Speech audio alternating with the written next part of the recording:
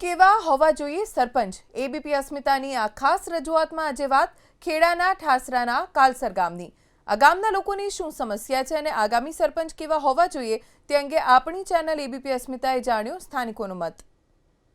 ઘણા લાંબા સમયથી રાહ જોવાતી હતી તેવી ગ્રામ પંચાયતોની ચૂંટણીનો શંખ વાગી ચૂક્યો છે અને ગુજરાતમાં અનેક જગ્યાએ ગ્રામ પંચાયતોની ચૂંટણી યોજાવાની છે. ખેડા જિલ્લાની વાત કરીએ તો 273 જગ્યાએ આ ગ્રામ પંચાયતની ચૂંટણી યોજાવાની છે, જેમાં 91 જગ્યાએ 91 ગ્રામ પંચાયતમાં સામાન્ય ચૂંટણી છે.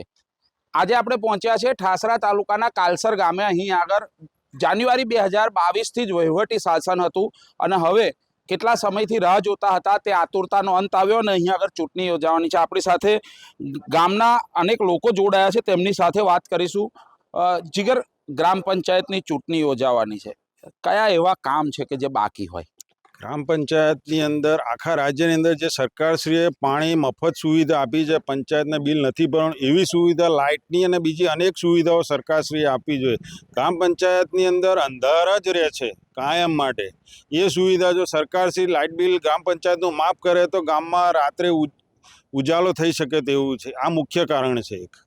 અન્ય એક વ્યક્તિ જોડાયા છે, તમે શું કહેશો, શું પ્રશ્ન છે? પ્રશ્ન હવે સરકારી આ જે ટોંકો બન્યો છે, પાણીનો ટોંકો, એ ટોંકાનું પાણી ગામ માટે મૂકેલો અને એ ટોંકાનું પાણી આજની તારીખમાં 95% લોકો બીજેથી બોટલો લાવીને પાણી પીવે છે. પાણી પીવા લાયક છે જ નહીં અને આ પાણી બંધ થવું જોઈએ. આ મારી ખાસ વિનંતી છે. અન્ય એક વ્યક્તિ જોડાયા છે, બકાભાઈ. તેમને આ ગ્રામ પંચાયતનું શાસન પણ ભોગવેલું છે, તેમની સાથે વાત કરીશું. બકાભાઈ, તમે કહો, ગ્રામ પંચાયત કાલસરમાં એવા કયા કામ છે કે જે અધૂરા રહ્યા હોય અને ખરેખર એની જરૂર હોય?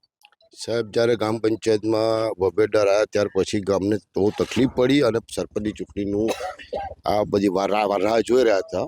એ સરસ કામ છે. અને બીજું, ગામના અંદર જે રોડ, રસ્તા અને પાણીની ખૂબ સમસ્યા છે. એક તો ગામના પંચાયતના સામે જે ખાડો છે બહુ મોટો, કેટલા વર્ષોથી 2 વર્ષથી એમ છે. ખાસ મેં પહેલાં બી અગાઉ બી બધા રોડ રસ્તાની રજૂઆત કરી હતી, પણ એનું કોઈ અમલ થયો નહીં. ખાસ તો અમારે મેન રસ્તા ચારી મગરના કાલસર ગામમાં કોઈ પસંદ થયા નથી. આ મારી રજૂઆત છે. અન્ય એક વ્યક્તિ જોડાયા છે, તમે શું કહેશો, ગ્રામ પંચાયતમાં એવા કયા કામો છે કે જે ખરેખર જ જરૂર છે અને અત્યાર સુધી થયા નથી? જો સાહેબ, એમાં એવું છે ને કે 2022થી વહીવટદાર હતા.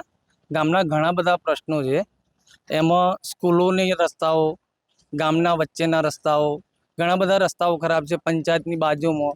એટલે અત્યારે જે સરકારે ચૂંટણી જાહેર કરી છે, એમાં સરકારે જે નિર્ણય લીધો એમાં કોઈ સારો સરપંચ આવે ને અમારા ગામના પ્રશ્નોનું સોલ્યુશન થાય, એ અમારી માંગણી હતી. અને સરકારે અત્યારે ચૂંટણી જાહેર કરી છે, કોઈ સારો સરપંચ આવે ને આ બધા પ્રશ્નોનું નિરાકરણ કરે તો બહુ સરસ છે.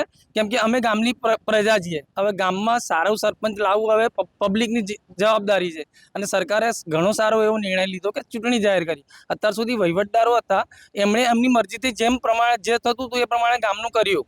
અત્યારે ગામમાં ઘણા બધા, તમે રસ્તો જુઓ, આ ગામ આખા ઠાસરા તાલુકાનું મોટામાં મોટું ગામ છે. આટલી બધી જનતા હોવા છતાં પણ ગામનું વિકાસ જોવાતો નહીં.